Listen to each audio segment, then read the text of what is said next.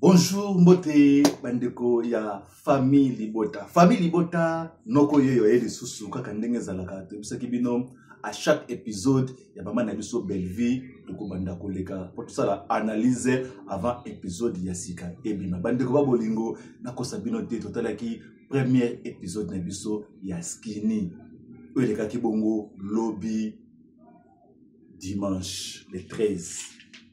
Et là, on est besoin na kati wana nte tolobaki tolakaki bino émission na biso oyo analyse otobono sala yango après chaque épisode pour comprendre nini oyoki nini bongo po tokoba na ndenge ezalaka toujours. Oui, na pesi bino bana nyuso tu ya famille Libota na pesi bino bambote B52 la mignonne info 16 awa na kati ya Cape Town mama molakisi na pesi mbote. Voilà, nte tolobaki bino nyuso tu bana Cape Town o bozana besoin ya kokota na kati ya famille Libota obenga B52 la mignonne tu obenga Saint Figaro tokosala fan club monene pona mama na biso Belleville kandi motema malamu motema sukali motema moboboto lokola mama Maria. Voilà, lelo awa toyekaka potoloba makambu ya analyse oyo épisode oyo Skinny tokende nanu molo nde balobaka pa malembe pole pour comprendre. Si vous comprenez le premier épisode, vous pouvez banner les deuxième épisode de Kozala, vous pouvez banner le troisième épisode et Kozala. Voilà, tout banda wapi tout monde qui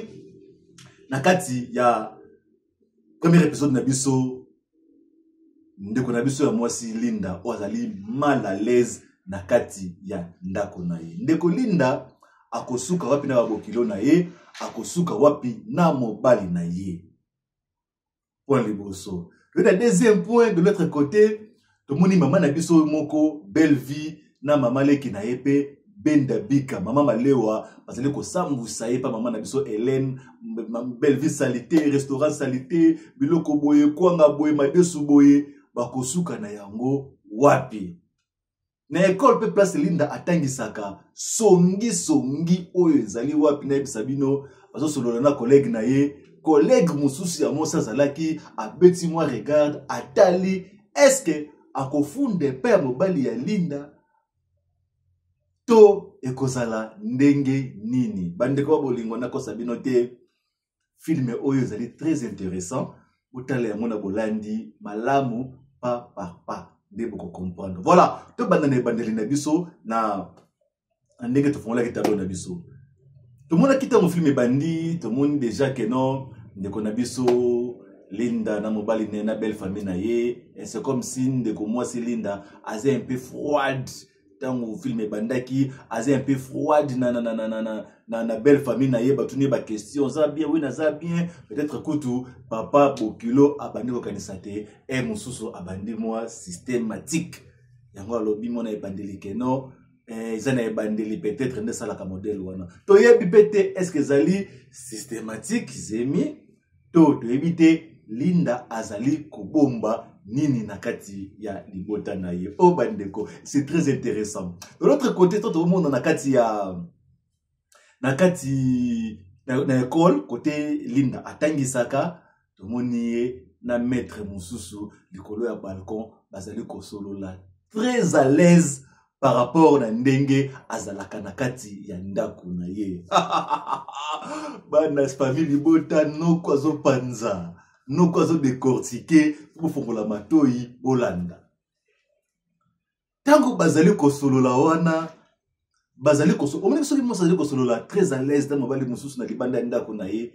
Il y a something fish in the balobaka en anglais, il y a toujours quelque chose ozali ko se passer. Ko zana amitié et koza nango famille et koza nango pe likambo mususu. Et alors tangu ndeko mwasi maîtresse mususu wana amona ki ndeko Linda na maître mususu bazali ko sona balcon makanisi na ye ezalaki ya ndenge nini? Est-ce que akokende ko funda ndeko Linda pe mobali na ndaku to ekozala lolenge nini? To yebike biso ba congolais songi to tika kate omona batu boye ata basolo la bana ndenga malamu yo kangi ba photo yo kangi maloba baloba okeko balusa yango na ndenge mususu. Film oyo Skinny ne sabino na poser no muke Ce qui botali épisode, c'est le butu épisode numéro 2 ko beta. Lobi na tongo boya mbangu awa la chaîne na biso et pas ya Saint Figaro noko ya famille bota botala analyse na yango. Soko katengo pa ndeko Saint Figaro bokende mbangu pa mama leki B50 la million okotala même chose okozoba information ya analyse ya épisode na biso et peut-être les jours avant. Voilà. Ekosuke la ndeko linda ndenge nini bandeko bolingo. Ekosuke la yelo ndenge nini po deja mama songi amoni. Bokomela biso afunda to afunda te. Bokomela biso akende koyebisa mobali ya linda to akende koyebisa mobali ya linda te. Bakamozo koma kitoko awawa o bakisa bakoni na makala soki na moto o moto epela mingi.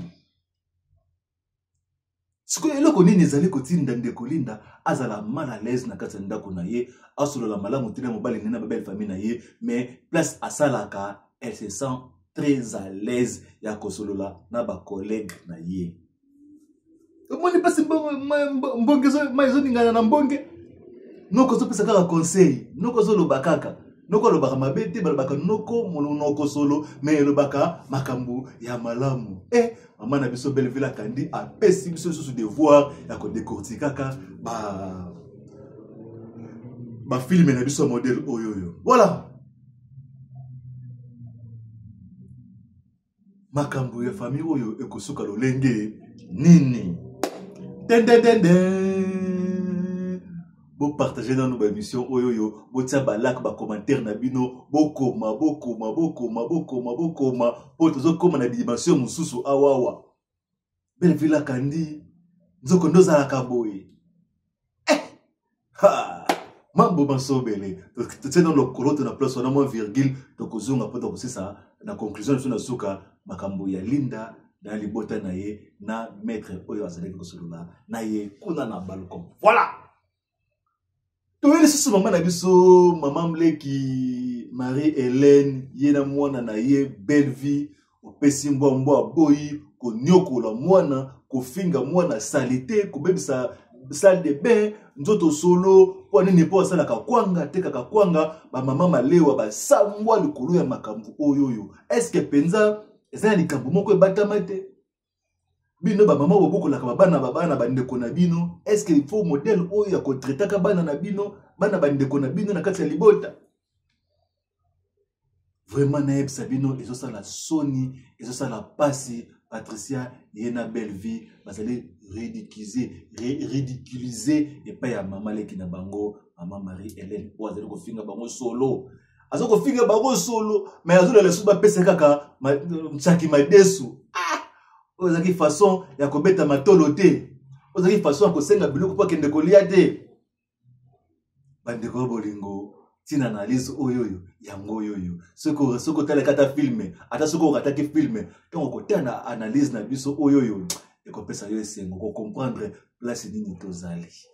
Siko oyo tozo kende kaka soko kende. Ekosukela belle vie na Patricia ndenge nini na mama leki na bango. Est-ce que mama leki na bango azali na agenda moko abomi contre bana wana mibale? Tope bana wana belle vie na Patricia c'est que bango pe susu basa ba sanité ya solo na kati banda kuna bango basokola ka salle de bain so basisi ko sokola.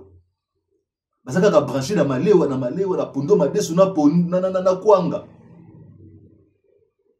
Filme au modèle bandeli nepsabino ba surprise zali bele. Tokoyeba te nani azotala nani aza mutema malamu nani azali mutema mabe.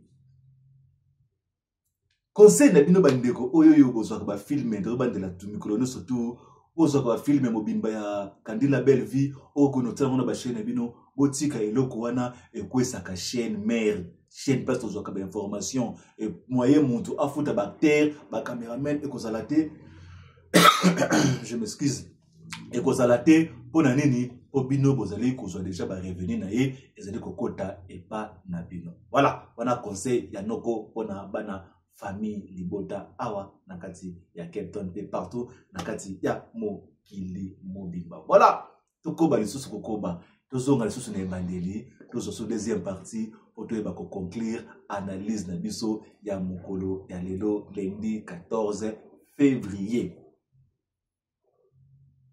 Beaucoup de personnes vont commenter position ya Linda na famille libala na ye na collègue na ye na mama solution akende kofunda to akende kofunda question mark une interrogation côté à Marie-Hélène Belville na Patricia, est-ce que il faut pas qu'elle pas solo là pas bon ça la famille Marie-Hélène atika kotumisa bana atika kofunga bango salite ou bien atengisa bango ndenge po pa baza propre.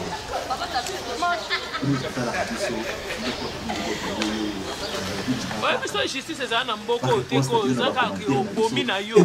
Bon justice on est ko makasi pour vraiment tout ce sont balasima pona ko sala analyse ya deuxième épisode kaka awa nakati ya nakati ya télévision na biso ya Congo News TV et pas ndeko na bino noko ya famille Bota Saint Figaro bobo sana pété ce bon moninga ipé et pas ya besengandela mignon to sabe famille moko famille Bota balinganaka totalanaka to partageaka bo s'abonner po bo basamona biso kende biso famille Bota to lekaka bango na ebele to lekaka bango na swaga to lekaka bango na propre to zaka pe ba poli to zaka biso pe bato ba pardouste. Alors boya ebele to sangana to partager émission pour tout à l'heure mingi to kutani na prochain épisode noko famille Bota apese bino mbote. Bye bye.